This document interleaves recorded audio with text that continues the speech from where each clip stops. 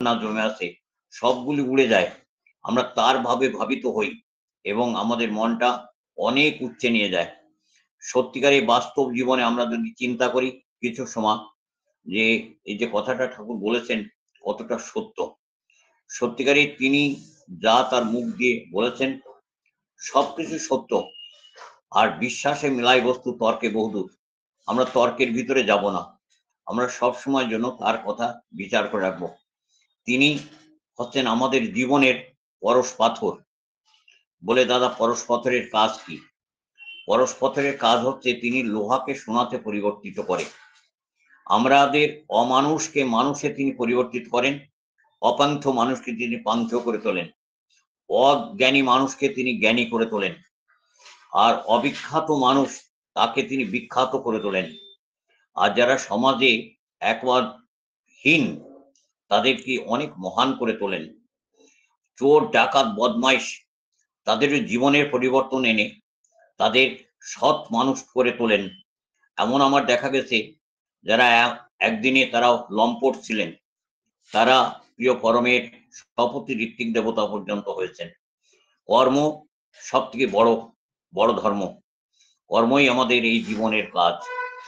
সত্যিকারই একদিন হঠাৎ করে ভীষ্ম পিতামহ শ্রীকৃষ্ণকে প্রশ্ন করলেন, এ মাধব, তুমি যে আমাকে সরসজ্জায় শুয়ে রেখেছ, এর কারণটা আমাকে বলতে পারো? তখন শ্রীকৃষ্ণ হেসে বললেন, হ্যাঁ পিতামহ, আমি বলতে পারি, আপনাকে আমি প্রণাম করি। আপনি বীর যোদ্ধা, আপনি একবার সৎ পথে চলেন এবং আপনার গুণ সবাই বলে যে আপনি একজন মহান ব্যক্তি। কিন্তু উনি বললেন, আমি 100 বছরে আমি এমন কোনো অন্যায় করিনি যার ফলস্বরূপ আপনি আমাকে এমন শাস্তি দিতে পারেন। তখন বলছেন, হে পিতামহ, আপনি 100 বছরের কথা মনে রেখেছেন, আপনি বড় স্মৃতিধর, আপনার অনেক পূর্ব জন্মের কথা মনে আছে বা পূর্বের কথা মনে আছে, কিন্তু 100 বছরের আগে আপনি যেটা করেছিলেন সেটা কি আপনি মনে রেখেছেন? বলছেন না।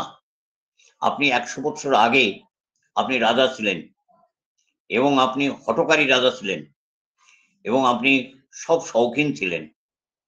একদিন ঘোড়াতে করে চড়ে আপনি চলেছিলেন, এমতো অবস্থায় আপনার পাশ দিয়ে একটা অজগর সর্প সে চলে যাচ্ছে, আপনার অতটা পছন্দ হলো না, সে কেন আমার জন্য না থেমে সে চলে যাচ্ছে। আপনি তার মুখের ভিতরে তলোয়ার দিয়ে তাকে ঘুরিয়ে ঘুরিয়ে অনেক দূরে ফেলে দিলেন। ফেলার পরে সেই সর্পটির কি দশা হয়েছিল সেটি আপনি দেখেছিলেন? বলছেন না, তা তো আমি জানি না।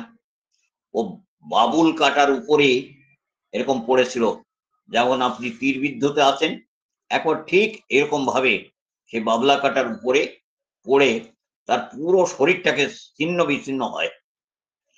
সে তো সাধারণ জীব, তিনি পরম পিতার উপরে বিচারের ভার ন্যস্ত করলেন। আমার কোন অপরাধে এই রাজন আমাকে এমন সাজা দিলেন? বিচারের ভার, শাস্তির ভার আপন হাতে নিতে যেও না। আমার শ্রী শ্রী ঠাকুর সেটা বুঝিয়ে দিয়েছেন। আপনারা অনেকেই জানেন, ঠাকুরকে যখন মাস্টারমশাই জিজ্ঞাসা করেছিলেন যে বলো অনুকূল, 1 আর 1 কত হয়, ক্লাসের সমস্ত ছেলেমেয়েরা তারা নির্বিবাদে বলেছিলেন 1 আর 1 2 হয়। কিন্তু ঠাকুর সেখানে বললেন 1 আর 1 1 হতে পারে, আর 1 11 হতে পারে, 2 কবু নয়। তখন মাস্টারমশাই হাতে বেদ, তখন বলছে, তুমি এত বড় ধৃষ্টতা করলে, হাত পাতো, আমি তোমাকে বেত্রাঘাত করব। সবাই বলছে 2, আর তোমার বুদ্ধিতে এলো 11 হতে পারে, 2 হতে পারে না। তো বলছে, হাত পাতার সাথে সাথে উনি অম্লান বদনে হাতটা পেতে দিলেন। মাস্টারমশাই বেত্রাঘাত করলেন, তিনি সহ্য করলেন।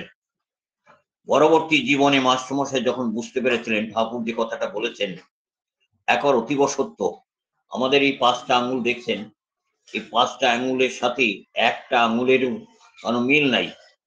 এর যদি অ্যানাটমিক্যাল এবং কনফিগুরেশন এটাকে যদি আমরা অ্যানালিসিস করি, তাহলে দেখবেন মাইক্রোস্কোপ দিয়ে দেখলে আমাদের প্রত্যেকের ফাংশন আলাদা, এদের অ্যানাটমিক্যাল স্ট্রাকচার আলাদা, সবকিছু। আমরা এই গাছের পাতা দেখি, তারা ফটোসিনথেসিস করে।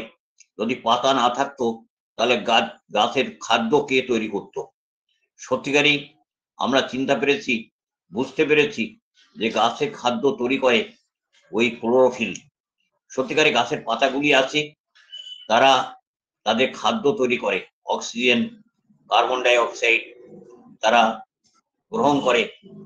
আবার আমরা যখন কার্বন ডাই অক্সাইড ছাড়ি, তারা গ্রহণ করে, আবার অক্সিজেন তারা ছেড়ে দেয়, আমরা পাই।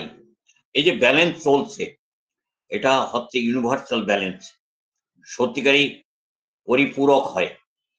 তাই আমরা দেখি তাদের পাতাগুলির যদি আমরা অ্যানালিসিস করে দেখি, খুব ভালো মাইক্রোস্কোপ দিয়ে দেখি, তাদের কনফিগুরেশন কমপ্লিটলি আলাদা। তাই এবার সেই পিতামহকে তিনি ঠাকুর বললেন, শ্রীকৃষ্ণ তদ্রূপ বললেন যে শোনেন, আপনি যে অন্যায় করেছেন ওই সাপটাকে ওই দূরে ফেলে দেওয়ার, ওর যে পাপ হয়েছে সেই পাপের ভোগ এবার আপনাকে করতে হচ্ছে আর করছেন। সে যেমন যন্ত্রণা ভোগ করেছে আপনি তদ্রূপ যন্ত্রণা ভোগ করছেন।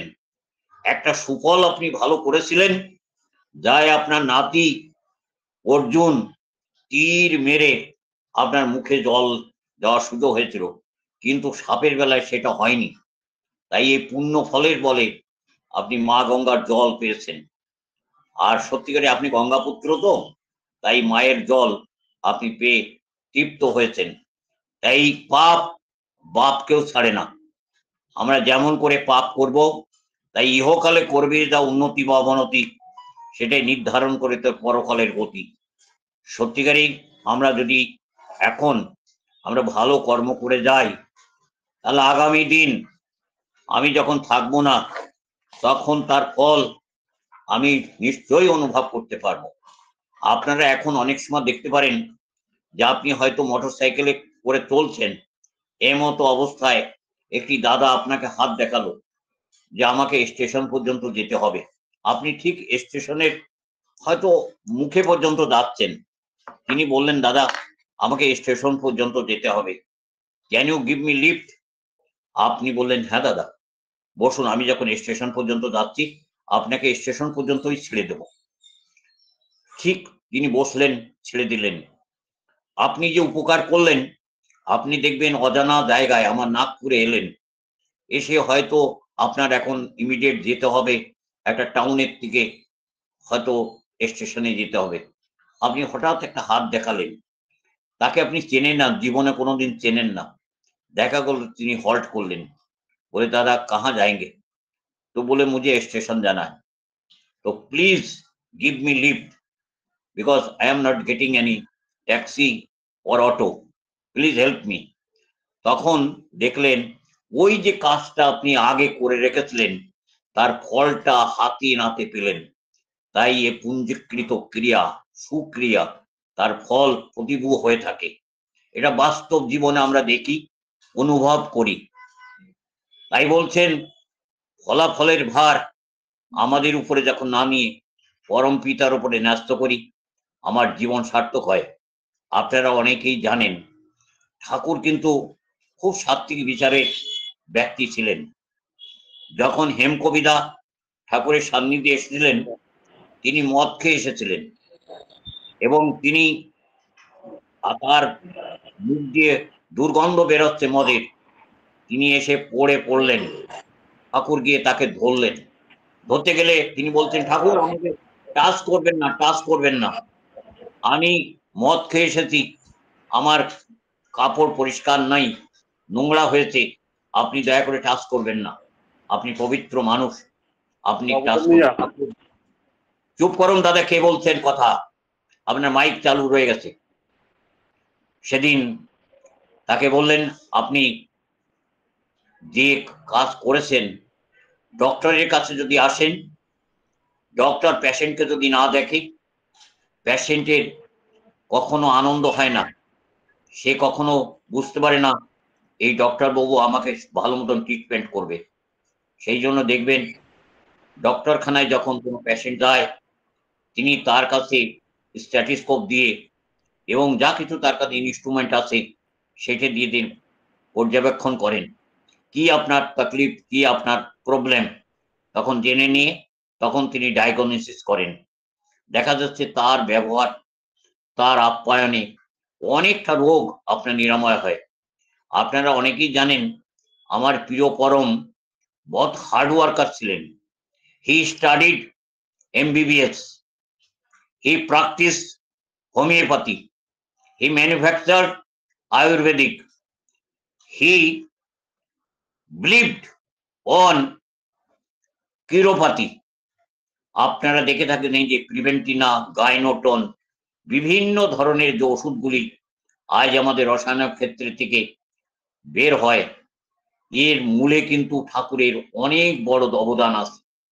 আপনারা অনেকেই জানেন যে প্রিভেন্টিনায় আমাদের মুখের চেহারাটা লাবণ্যময় করে তোলে, আমাদের অনেক ক্ষত বিক্ষতগুলি ঠিক করে দেয়। আমি বাস্তব জীবনে দেখেছি অনেকের ক্যান্সার রোগ পর্যন্ত ওই প্রিভেন্টিনা খেয়ে ঠিক হয়েছে।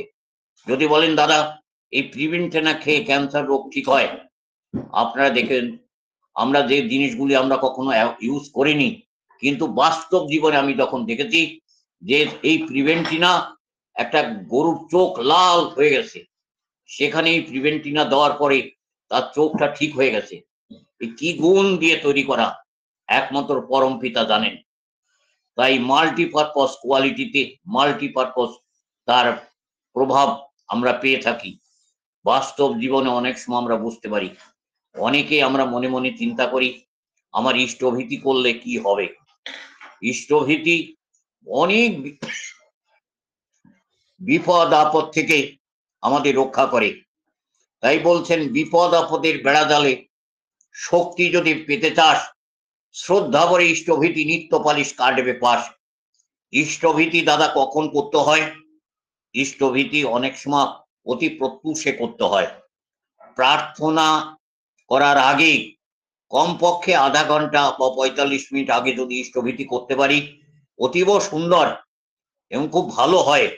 যদি আমরা চান করে পরিষ্কার পবিত্র হয়ে করতে পারি, তার ফল আরো বেশি ভালো হয়।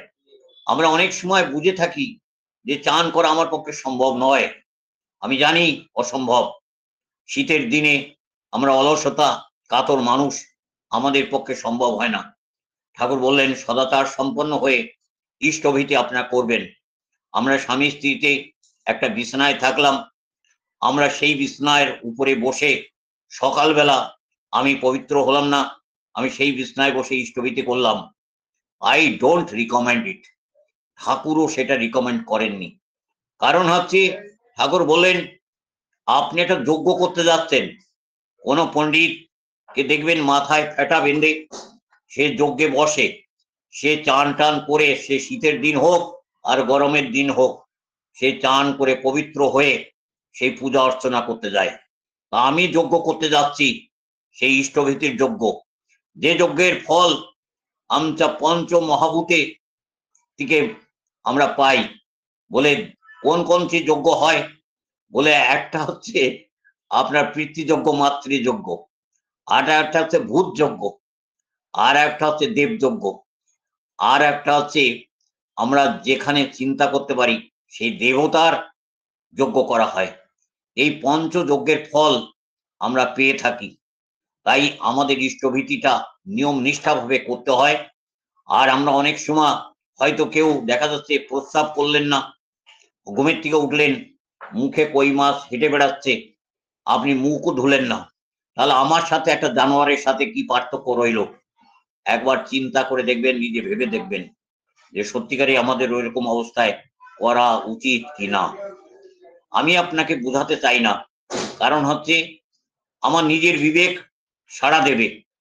তাই বলছেন মনের অনুসরণ করো না, বিবেকের অনুসরণ করো, অনেক মঙ্গলের অধিকারী হবে। আমি সেই হেম কবিতার কথা আসি। হেম কবিতা যখন বললেন, ঠাকুর আপনি যখন আমাকে টাচি করেছেন, তাহলে আমি খুব বিপদে পড়েছি, আমাকে আপনি আশ্রয় দিন, আমি আপনার এই আশ্রমে থাকতে চাই। আমি আপনার যে মহাভারত রামায়ণ আছে, আমি ওইটা সংস্কৃত থেকে অনুবাদ করে আমাকে, আমি প্রত্যেকদিন আমি ওটা একটা যাতন করে আপনাকে শোনাবো। বলে অতি উত্তম। বলে কিন্তু এর এর পরিবর্তে আমাকে কিন্তু 2 বোতল সোরা দিতে হবে, পারবেন? ঠাকুর বলেন, হ্যাঁ আমি পারবো। সেই হেম কবিতার জন্য একটি দাদাকে বলেছিলেন, কুষ্টিয়ার থেকে 2 বোতল তুই সুরা এনে ওই হেম কবিতাকে দিবি। একদিন হেম কবিতা খুব ওভারডোজ করেছেন, করে উনি মাতলামি করা শুরু করলেন। এই গেটের বাইরে গিয়ে, সৎসঙ্গ গেটের বাইরে, হিমায়তপুরে সেই সৎসঙ্গ গেটের বাইরে তিনি এদিকে ওদিকে বকাবকি করছেন, মাতলামি করছেন।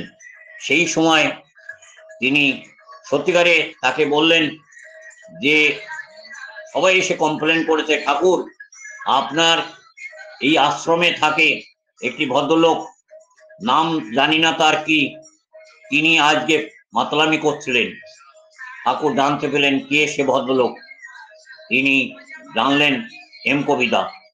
তখন হেম কবিতাকে তিনি ডাকলেন, বলে, হেমদা, বলে আজ্ঞে, আমি জানতে পেরেছি অনেকের কাছে কমপ্লেন পেয়েছি আপনি আজ কি মাতলামি করেছেন বিকেল বেলা, গতকাল গতকাল সন্ধ্যার সময়।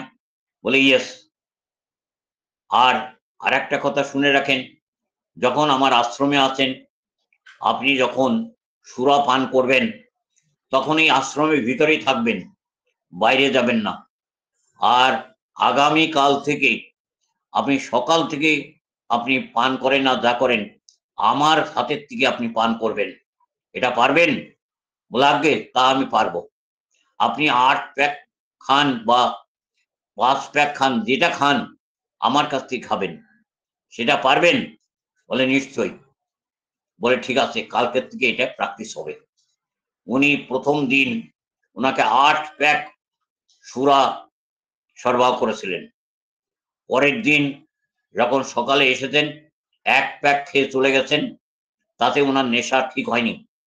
আবার দ্বিতীয় প্যাক খেতে এসছেন, ঠাকুর তাকে দিয়েছেন। দেওয়ার পরে তিনি অসতর্ক বশত হাতের থেকে গ্লাসটা ছুটে গিয়ে পড়ে ভেঙে যায়, সানের উপরে পড়ে গ্লাসটা ভেঙে যায় আর তার সুরা পড়ে যায়। তখন ঠাকুর আস্কাস করে বললেন, আমার গ্লাস ভেঙে গেছে তাতে আমার দুঃখ নাই, কিন্তু আপনার অমৃত পড়ে গেছে, এতে আমার বড় দুঃখ। আপনার কোটার অমৃত পড়ে গেছে, এখন তো আর আপনি পাবেন না, তাহলে কেমন করে নেশা চাপিয়ে রাখবেন? শোনেন, একটা কথা আপনাকে বলি, আপনি ভদ্র ঘরের সন্তান, আপনার লজ্জা করে না? গুরুর হাতের থেকে আপনি মদ খান। সেদিন আমার হেম কবিতার ভেতরে যে সিংহ আছে, সেই সিংহ জাগ্রত হয়েছিল। সেদিন হেম কবিতা কান ধরে বলেছিলেন, প্রভু আমি আজ প্রতিজ্ঞা করছি, জীবনে এই ঠোঁটে আর কোনো দিন ওই মদ চড়বে না। আমি আজ পান করছি, আমি হেম কবি বলছি। সেদিন থেকে তার জীবনের আমূল পরিবর্তন হয়। ঠাকুর হচ্ছেন ঠক্কর দিয়ে মানুষকে তৈরি করেন। তাই আমি প্রথমেই বলেছি, তিনি আমাদের জীবনের পরশ পাথর। তার কাছে এসে লোহাকে তিনি সোনাতে পরিবর্তিত করলেন, একটা মাতালকে তিনি একটা ভদ্রলোকে তৈরি করে দিলেন। কেমন করে পরবর্তী জীবনে তিনি অনেক কবিতা লিখেছেন। তিনি এমনও তার অভিব্যক্তি প্রকাশ করেছেন, তুমি আর আমি, আমার ভেতরে তুমি ছাড়া আর কেউ নাই, আমরা দুজন। সত্যিকারেই আমরা দুজনের ভিতরে আমাদের যা কিছু বলা কওয়া, যা কিছু আমার মনের অভিব্যক্তি, আমরা সেটাই প্রকাশ করব। সত্যিকারই সেদিন থেকে আমরা হেম কবিতাকে অনেক শ্রদ্ধা করি, ভক্তি করি এবং তাকে বলি একটা ভালো কবি। এবং তার অভিব্যক্তি, আমরা সত্যিকারই তিনি অভিজাত্য বংশের সন্তান। আপনারা অনেকেই জানেন এই সত্যানুসরণ গ্রন্থ তিনি সেই অতুলচন্দ্র ভট্টাচার্য দাদা যখন নিবেদন করেছিলেন ঠাকুরের কাছে যে আমাকে এমন একটা কিছু ভাব নিঃসন্ধি, আমাকে কিছু বাণী লিখে দেন যেটা আমি সর্বদাই তৎপর থাকতে পারি, আপনার ভাবে ভাবিত হয়ে থাকতে পারি। তিনি সত্যিকারই সেই ভাবময় বাণী যা ওনার পুঞ্জীভূত ছিল, এক রাত্রে 22 বছর বয়সে সেটা লিখে লেটারে রাখে দিয়েছিলেন।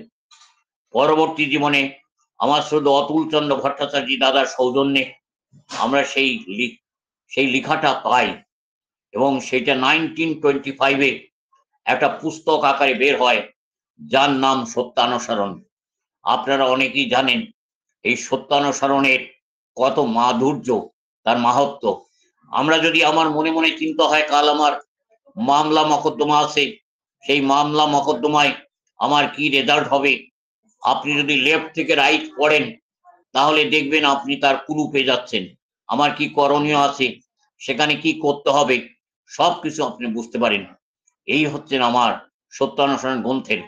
রবীন্দ্রনাথ ঠাকুরকে যখন কৃষ্ণপ্রসন্ন ভট্টাচার্য দাদা এই সত্যানুসরণ গ্রন্থখানি তাকে অফার করেছিলেন, তিনি পাল্টে পাল্টে ওটা পড়ছেন।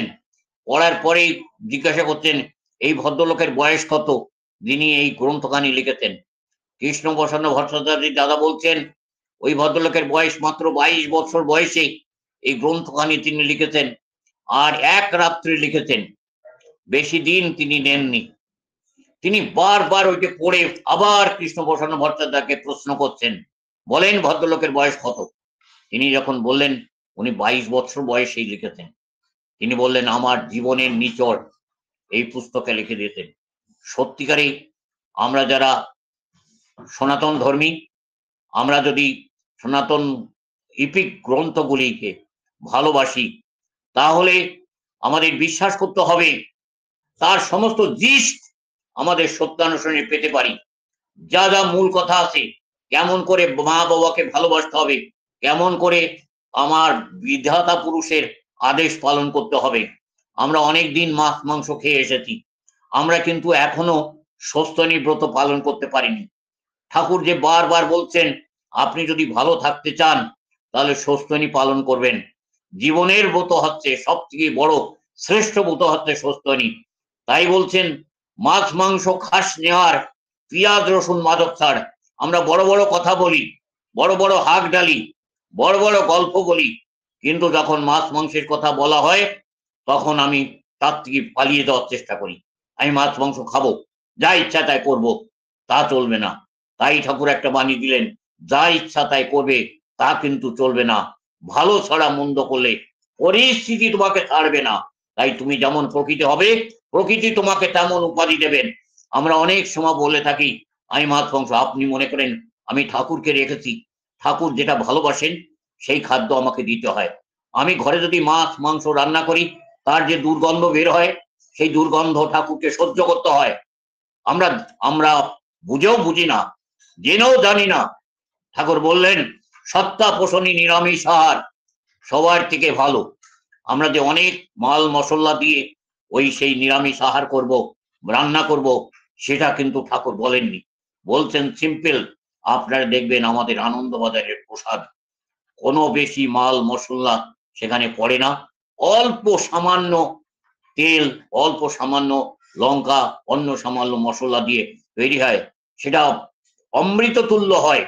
আমরা যারা গ্রহণ করেছি, আমার শ্রী শ্রী বড়দা যখন গ্রহণ করতেন, অনেকে বলেন যে বড়দা হয়তো অনেক কিছু খান, কিন্তু যার রাঙামা বলেছেন একদিন খেয়ে দেখবেন বড়দা কি করেন, তাতে সামান্য লবণ, সামান্য ঝাল, সামান্য তেল দিয়ে তিনি রান্না করে দিতেন। এত সুন্দর। তিনি যে অনেক রুটি খেতেন তাও নয়, একটা দুটো ফুলকো রুটি তিনি গ্রহণ করতেন। এই হচ্ছেন আমার শ্রী শ্রী বড়দা। তিনি আচার্য পরম্পরার জ্যেষ্ঠ সন্তান। তিনি আচার্যকে কেমন ভালোবেসেছেন, বড় মার কাছে যখন প্রণাম করতেন, বড় মা বলতেন আমার শরীরটা ভালো আছে।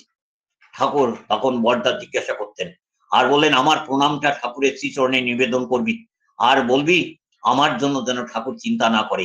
আবার যখন ওনাকে প্রণাম করে ঠাকুরের কাছে এসে বলতেন, ঠাকুর বলতেন তোমার বড় মার শরীরটা কেমন আছে, বলে ভালো আছে। আর তিনি প্রণাম নিবেদন করেছেন আপনার শ্রীচরণে, আর তিনি বলেছেন আপনি যেন তার জন্য বেশ চিন্তা না করেন। ঠাকুর হেসে দিলেন। এইটা হচ্ছে পতি পত্নীর একটা প্রেম, সেটাও নিবেদন করতেন আমার শ্রী বড়দা। তারপরে দান পেটিতে দান রেখে যখন তিনি আসনে বসতেন, প্রার্থনার আসনে, তখন আমরা দেখেছি বিরূপক্ষর দাদা, স্বর্গীয় বিরূপক্ষ দাদা, তিনি প্রার্থনা শুরু করে দিতেন। আবার তার পরবর্তীতে আমরা দেখেছি আবার সেই পরম পূজ্যপাদ শ্রী শ্রী আচার্যদেব দাদা, তিনি যখন ওই রকম মার পাল্লারে, বড় মার পাল্লারে প্রণাম করে, ঠাকুর পাল্লারে প্রণাম করে, দান পেটিতে দান রেখে যখন প্রার্থনার আসরে এসে বসতেন, তখন আমাদের সেই প্রভাত চক্রবর্তী দাদা তিনি প্রার্থনা শুরু করতেন। আর সেই প্রার্থনার পরে আমরা দেখেছি পরবর্তীতে এই বর্তমান আচার্যদেব দাদা, তিনি যখন এই আচার্য পদ পেয়েছেন, তার আগেও আমরা দেখেছি তিনি যখন ওই বড়মার পাল্লারে প্রণাম করে, ঠাকুর পাল্লারে প্রণাম করে দিয়ে আবার যখন এসে বসতেন প্রণাম দান পেটিতে দান রেখে, তখন আমার প্রদীপ চক্রবর্তী দাদা এই প্রার্থনা শুনলেন। আজ মনে করেন অবিন দাদা আছেন, তিনিও যখন হয়তো আমার আচার্যদেব দেওঘরে থাকেন না, তখন হয়তো অবিন দাদা এলেন, তিনিও ঠিক এই পরম্পরা চালিয়ে চলেছেন। তার জন্য অন্য দাদারা তারা তখন প্রভাতী সেই প্রার্থনা শুরু করেন। এই যে পরম্পরা, এই ঠাকুর বললেন এই পরম্পরা চলবে 10,000 বছর পর্যন্ত, আর কারোর আসার দরকার হবে না। আর একটা কথা তিনি বারবার বলেছেন, যে এই পরম্পরা তিনি বলেন, আপনারা ডিপি ওয়ার্কের কথা আমরা দেখেছি 5ম জেনারেশনে 22 বছর বয়সে আমার শ্রী ঠাকুর সত্যানুসরণ গ্রন্থখানি রচনা করেছিলেন, যেটা পাবলিশ হয়েছে। আর 22 বছর বয়সে তিনি এই ডিপি ওয়ার্ক সৃজন করলেন। আমরা যখন করোনায় গ্রস্ত হয়ে ত্রাহি ত্রাহি আজ বাঁচি কাল মরি এরকম অবস্থা, সেই সময় তিনি তাদের বন্ধু বান্ধবদের নিয়ে আর তিনি এই রচনা করলেন। সত্যিকারই আজ দেওঘর থেকে আমার পূজন অবিন দাদা একটা টিম পাঠিয়েছেন, 5 জনের টিম। আমাদের মহারাষ্ট্রে 75 জনের একটা বিরাট বড় টিম এসেছে। তারা মহারাষ্ট্রকে চাষ করে যাবেন, কেমন করে ডিপি ওয়ার্ক হয়েছে, তাদের ডিফল্টার কারা আছেন তাদেরকে ফাইন্ড আউট করছেন, তাদের এনভায়রনমেন্ট তাদের যাচাই করছেন, কেমন করে তাদের মন্দিরটা কেমন রেখেছে, হয়তো তার প্রতিকৃতি কেমন রেখেছে, আর কেমন করে তাকে পূজা অর্চনা করা হয়। আমি মখমলের বিছনায় থাকি, মখমলের বিশ্রামে শুয়ে থাকি, আর আমার ঠাকুরকে রেখেছি একটা খবরের কাগজের উপরে। ধৃষ্টতা আমাদের, আমরা নির্বোধ, তাই আমরা এমন করে থাকি। আজ এই শুভ দিনে শুভক্ষণে পরম পিতার শ্রীচরণে আপনাদের সবার সর্বাঙ্গীন মঙ্গল কামনা করি। আর একটা কথা তিনি বারবার বলেছেন, সময় আর স্রোত কারোর জন্য অপেক্ষা করে না। তাই বলছেন, যদি ভবিষ্যতে তোরা সুফল পেতে চাস তাহলে কর, যেটা কালকে করবি সেটা এক্ষুনি কর। আর একটা বলছেন, time and tired wait for none. আমরা দেখেছি পরম পিতা কেমন করে জন্মগ্রহণ করেছেন। 14 September 1888, Thakur born with a glittering light. The illumination of the light it was so vigorous. All the villagers shouted, the fire has broken out. Fire has broken. Let us go to put a fire. Where he born? He born in the remote village Himayatpur. All the villagers shouted, the fire has broken out. They brought empty bucket and full of bucket to put a fire. Ultimately, they saw the fire. Not at all. Myself and yourself, as on when born from the womb of the mother. We cried. We forgot everything. Thakur remember everything. These are the basic difference. আমরা অজান্তা, তিনি সর্বজান্তা। তিনি বৈশিষ্ট্যপালী, আমরা কারো বৈশিষ্ট্য পালন করতে পারি না। তিনি সর্বপরিপূরক, আমরা কারো পরিপূর্ণ করতে পারি না। তিনি আমাদের জীবনের দ্বারা, আমরা কারো জীবনের দ্বারা হতে পারি না। তিনি আমাদের জীবনের লাইট হাউস, তিনি আমাদের রোশনি দেখাতে পারেন, আমরা কারো রোশনি দেখাতে পারি না। তিনি আমাদের জ্যোতির্ময় পুরুষ। সত্যিকারে তিনি আমাদের জীবনের বলতে পারি একবার পরশ পাথর। তিনি আমাদের লোহার মানুষকে সোনাতে পরিবর্তিত করেন, অমানুষকে তিনি মানুষে পরিবর্তন, অযোগ্য মানুষকে তিনি যোগ্য করে তোলেন। আজ যদি আমার তার দীক্ষা না পেতাম, তাহলে আজকে আপনাদের সম্মুখে আজ আমি এই ইষ্ট প্রসঙ্গ করবার সুযোগ পেতাম। আপনারা একবার চিন্তা করে দেখুন তো, যেদিন আমার 1980-তে আমার দীক্ষা হয়েছিল, সেদিন আমার ডক্টর রেবতী মোহন বিশ্বাস, আমার ঋত্বিক দেবতা, তিনি তো কখনো চিন্তা করেছিলেন আমি আজ সভাপতি ঋত্বিক দাদার পাঞ্জা পাবো? Never, I never thought it. আর তিনি তো চিন্তাই করতে পারেন না, বলতেন ফল হয়, বীজ লাগালে তার ফল হবেই হবে, মহরুরও গাছ তৈরি হবে। ওরে কান পেতে শোনো ওই ধ্বংসের দামামা, আকাশ বাতাস চেয়ে ফেলেছে, নিমিষে লয় হবে, সব রাশা তলে যাবে, প্রলয়ের সংকেত বেলতে। পারো তো এখনই করে উঠে পড়ে লেগে পড়ো, সৎ মন্ত্রী দাও দীক্ষা, সৎ নামে জগৎ মাতা, যজন যাজন আরিষ্টভীতি, সস্তয়নী সদাচার, বাঁচা বাড়ার এই মন্ত্র নিয়ে সৎনাম জপো বারবার, শ্রী ঠাকুরের কথা বাস্তবে করলে জগতের কল্যাণ হবে, ফাঁকিতে করিলে কাজ কাজিতে করিবে বাদ, তখন সময় নাই পাবে, জন্ম সফল করো, ইষ্টের পথ ধরো, সৎ মন্ত্রে দাও দীক্ষা, সৎ নামে জগৎ মাতা। আমার শ্রদ্ধ দাদা সুব্রত দাদা অতি সুন্দরভাবে পরিচালনা করছেন প্রিয় পরমের শ্রীচরণে তার শারীরিক, মানসিক, আধ্যাত্মিক, পারিবারিক সর্বাঙ্গীন মঙ্গল কামনা করি। আজ আমাকে সুযোগ করে দিয়েছেন আমার শ্রদ্ধ সুকেশ শাহ দাদা, আমি তার কাছে চিরকৃতজ্ঞ। তিনি আজ আমাকে প্রিয় পরমের কথা বলবার জন্য আগ্রহী করে তুলেছিলেন। তিনি আমাকে ফোন করলেন, দাদা আজ আপনি ইষ্ট প্রসঙ্গ করতে পারেন। আমি হাজার ব্যস্ত থাকা সত্ত্বেও আমি দাদাকে কখনো ডিপ্রাই করিনি যে হ্যাঁ দাদা করবো, আপনি সময় দেবেন, কখন করতে হবে তিনি টাইমও বলে দিয়েছিলেন। সত্যিকারেই সেই টাইমে আমি করবার সুযোগ পেয়েছি। প্রিয় পরমের চিন্তনে যারা এখানে উপস্থিত আছেন সবার সর্বমঙ্গল কামনা করি, আর সাথে সাথে যারা উপস্থিত নেই তাদেরও মঙ্গল কামনা করি। ভালো থাকবেন, সুখে থাকবেন, আনন্দময় কেমিনে থাকবেন। যে দাদা আমাকে যে সময় দিয়েছেন, সময়টা I have concluded it. Joy Guru, over two আমার সুব্রত দাদা। জয় গুরু দাদা, পরিচালক দাদাকে আমি ওভার করে দিচ্ছি। জয় গুরু দাদা। জয় গুরু দাদা।